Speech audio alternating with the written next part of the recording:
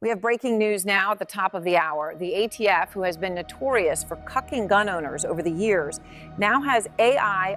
The Orange Crush overlord has reappeared and is now working with the ATF on a new AI algorithm. I'm outside the ATF HQ and things are starting to get heated.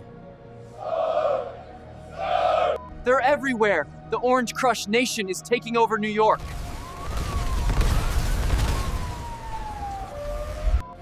Israel and Hamas have agreed to a ceasefire so the world can focus stopping the Orange Crush overlord.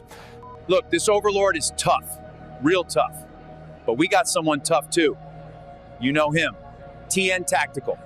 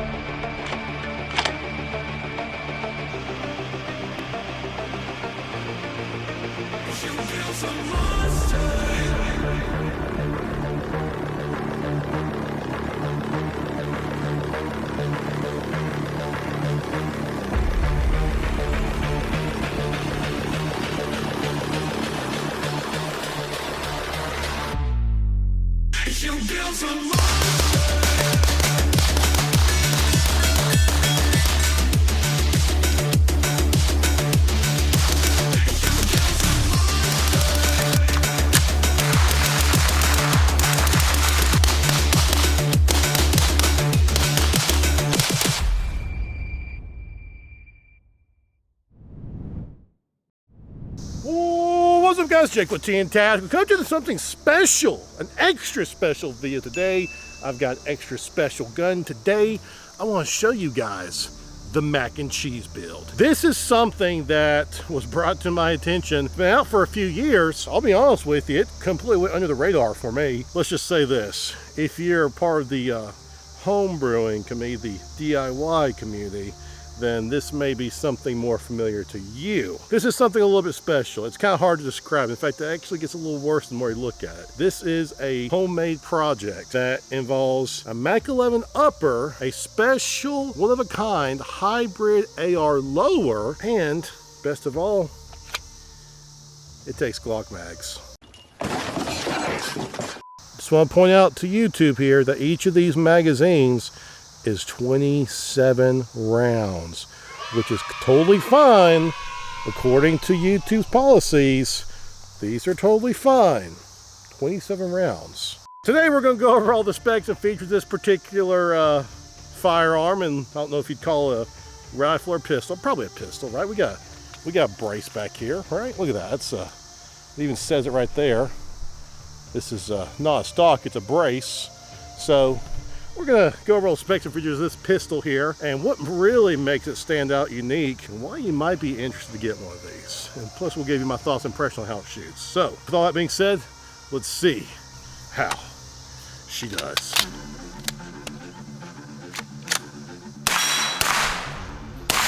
All right, so like I said, this is something that's actually very new to me. It's been out for a few years. Essentially, a guy on the internet came out with a CAD design, a file, that will allow you to 3D squirt this low receiver, if you call it that. And yes, we are empty, of course, you know, all that good stuff for all you range Nazis out there. He wanted to take a Mac 11 upper receiver, combine it so that you can put it on what is essentially an AR lower, so it takes AR grips, AR controls, AR safety, AR trigger, all that stuff. But then you would be able to load it up with Glock mags. I know, it's kind of a hodgepodge of a few different things here, but it works. I'll be honest with you guys. This just popped up again on my radar. But it's been around for quite a few years. There was the original Mac and Cheese, and then there was like a Mac Daddy at one point. And this is actually the Mac and Cheese 2.0, as they call it. What makes it 2.0 from the 1.0, I honestly can't tell you that. Again, because this is literally brand new to me.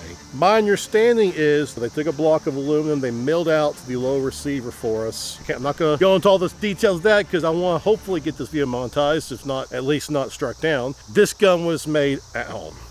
Let's just say that. And that's totally fine because that's something you can do in America, at least you can right now. All right, now that we've kind of gotten the preliminary shots out of the way, I feel like I can actually try to zero this red dot. I like how this is super light. By the way, look at this, just a quick little, just like that. Oh, bad round.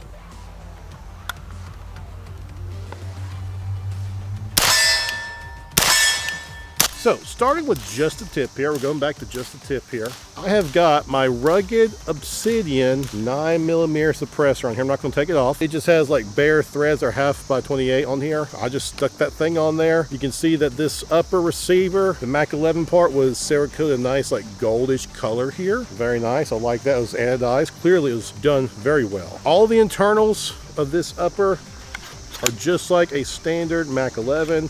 One thing to note here is this, I don't know what it is. This is super lightweight. As far as like actually rolling it to get rounds in, super lightweight. It's obviously got a little bit of wear on it here where we've been running it like crazy for this video. It's pretty sharp. Now look up here. This is where it gets kind of interesting. See, Mac 11s don't necessarily come with picatinny rails like this. They got these metal pick rails made into the top here. So there's one there, and underneath the light here, there's another screw, nut and bolt there. It's just mounted on directly on top of this Mac 11 upper. There's also bolts back here. The containment of this whole system here is pretty wild. And then back here, check this out. There's some more bolts back here. One's hidden by the brace, of course. To essentially just mount that back rail to this whole setup. Pretty wild, pretty crazy stuff. Now, while I do believe the top half, the upper, is anodized, I don't believe the lower block is anodized. Now, you see that little chip there? That was actually all me. I accidentally did that. The aluminum, obviously being a soft metal, chips very easily. I will say this was Cerakoted very nicely into perfection, but it's not anodized. So again, where it's not been anodized, we have our paint chipping much easier just because of where the aluminum is much more soft. See that little bolt right there? That actually is a Mac 11 pin right there, and it's actually kind of worn out that hole just a little bit as well. Could this be improved with anodized aluminum? Yes, absolutely, but for what it is, I think it's pretty awesome. Oh, she's gassy.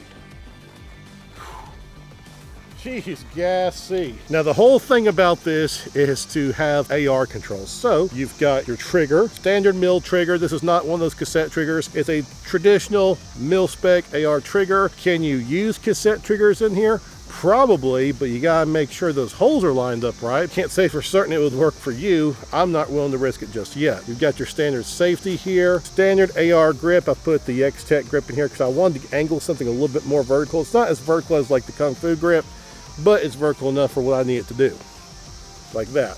Now the one thing that kind of throws me off, this is where it gets really weird, is the mag release. So let me go grab a Glock mag here. So normally your mag release is over here on this side, normally, right? Like it's somewhere in that region. But because of it being a Mac 11 upper and got your AR mag release up here at the front on this side. There's a few other guns that do this, but it just kind of throws me off because it's easy to hit. So again, you're using the AR, standard AR mag release with Glock mags. Fits in there, locks in, and then just to release it, you just press that button on this side. See that? You can grip it and rip it, or you can just press it. Now here's the issue. I did have one major issue with this setup here, and that is when I was mag dumping, I was kind of gripping it hard, and unfortunately this happened. With how short this is, my hand naturally wanted to grip right here, firmly gripping like this. I had the palm of my hand directly on that mag release. That's the only gripe I really have with it. I just have to be more mindful about where my hand is placed. That being said, where your hand is placed is very important on this particular gun because the Mac 11 upper, as you probably have seen in the footage, is reciprocating, meaning it goes flying back with that handle every single time. And if you've got your hand something kind of funky like this, or I don't know, if I didn't have a light there, I was trying to C-clamp it, I don't know, you could potentially give yourself an ouchie for being a dum-dum. Pretty much spot on now. All right, now we're pretty much spot on where we need to be here. Spot on. Now I did put the N4 light up here. You know, this is supposed to be a little homebrew budget build set up here. I thought it was very appropriate to have the N4 light along with the Romeo 5 here. Very good light, very good quality light for the price. I'm not really having to strain to try to see the red dot and find it. It's just where it needs to be, the way God intended it. And then lastly, of course, to finish things up, I did put a Midwest Industries brace on here. A brace. This is not a stock. I love it. I mean, it just fits really good. It's nice and folds and locks into place. Doesn't wobble around. I mean, let's be honest with you, if you take the suppressor off and you've got this folded, look how compact that is. Like, that might be like 12 or 13 inches. I can't really tell you because I don't have a ruler out here, but it is definitely more compact than really any gun I've got. More compact than a sub 2000, smaller than my Glock 34 with a little PDW setup. This thing is freaking small. It's ridiculous. The thing about this that puts it one big step up on those other guns is it's very familiar to you if you've ever shot an AR-15. Very similar. Yeah, it's got some weird stuff going on with the mag release here, the placement of your hand, but man, it freaking works. I like it. Now, would I recommend this running suppressed? Well, this is the first time that the mac and cheese I have here is going to be run suppressed. I'm not gonna lie, a little bit worried. You know, anytime you're talking about extra blowback pressure and plus how open that is, that bolt, makes me a little nervous, but I'll probably hold it away from me at first if that's okay with you. Okay, go a little farther away.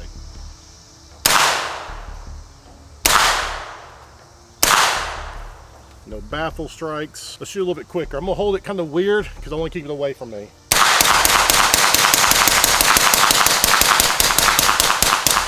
So far, so good. A little smoky there. The lower receiver is not hot at all. Obviously, suppressor is hot. The upper is not hot where it counts. Got some grease action here. What about that bolt? No. Bolt's good too. Of course, the barrel's all contained inside here for the most part, except for this part here on the outside. Pretty warm. You know, I don't want to sit there and hold it for a while. It's not going to burn you. You know, you can do that. It's still not burning me. Not bad for a 27 round mag dump. And I shot pretty quickly. Ooh, that's hot. That suppressor's really hot, actually. Of course, these were 115 grain, range, regular copper, full metal jacket. So, excuse me. I do have some subsonic we'll try out as well. I've got some PPU 158 grain subsonic 9mm rounds here. This is probably the thing I've been looking forward to the most for this entire review. And I didn't bring a lot of subsonic out here, so we're only shooting like 5 rounds. Hopefully it sounds really quiet. Moment of truth, just gonna shoot the dirt so you can clearly hear how loud it is. Well, for what it's worth with the mic here. Oh, God, it's loud. Ooh.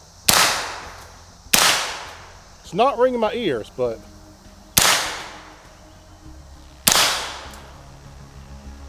yeah. I think that might be an issue where get a little bit of port pop, you know? So as this cycles back, I think it's causing a little bit of port pop there to make it seem a little bit louder. Unfortunate. It may not be worth running subsonic through this. If you're gonna run a suppressor at all, you may just as well use 115 or 124, or I guess anything for that matter, because actual subsonic rounds with this gun are no bueno. Well, that kind of sucks because I was really excited about shooting subsonic out of this, thinking to see how it was going to do, but that loudness as it opens up is transferring to the shooter, and that's kind of unfortunate because it's kind of something I was looking forward to. However, it's okay. It's not a big deal. I anticipated that might be an issue here, and those are like really good subsonic rounds that have been quiet on everything I've shot it through. Short version is, yeah, you can run subsonic through this, but even with the suppressor, it's still going to be loud. May as well just go ahead and go with 124, 147 if you want.